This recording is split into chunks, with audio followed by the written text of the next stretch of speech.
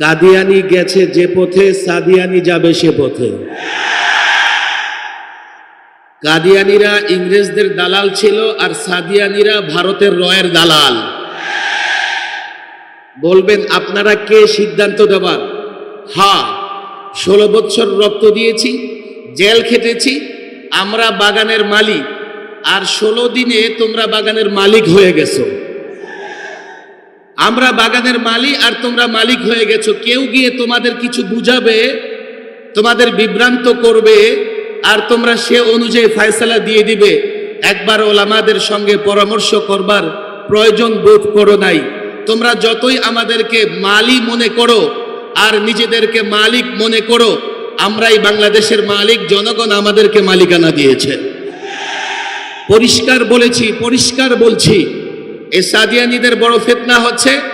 এখন এই উপদেষ্টা পরিষদে তাদের কিছু লোকজন আছে, আমি নামই বলে ফেলি। ডক্টর আসিফ নজরুল সাহেব অত্যন্ত ভদ্র মানুষ, একজন বিচক্ষণ শিক্ষক, ভালো একজন মানুষ, কিন্তু তিনি সাদিয়ানিদের কথায় বিভ্রান্ত হয়েছেন বলে আমরা শুনতে পেরেছি। আমাদের অনুরোধ থাকবে, ওলামাদের সঙ্গে বসুন, পরামর্শ করুন। আমাদের এই মাদারসে কওমিয়া মাদ্রাসার শিক্ষার্থীরাও রক্ত দিয়েছে 5ই আগস্টে।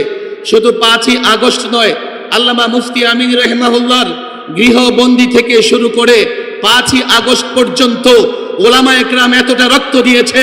এই যে আজকের এই মঞ্চে আমি যদি নাম বলি, একজন আলেম 2 বছর 2.5 বছর জেল খেটেছে। ফেসিবাদী হাসিনা সরকার একজন আলেমকে 1.5 থেকে 2 মাস রিমান্ডে রেখেছে। আলেম প্রতিষ্ঠান হারিয়েছে, পরিবার থেকে বিচ্ছিন্ন হয়েছে। 16 বছর জুলুম সহ্য করেছি আমরা। একজন নেতাকে দেখাও যারা ফেসিবাদী হাসিনার বিরুদ্ধে লড়াই করেছে, লড়াই আমরা করেছে। দেশ পুনর্গঠন আমরা করব। দাওয়াত ও তাবলীগের কাজ সঠিকভাবে পরিচালনার দায়িত্ব উলামা একরাম পালন করবে।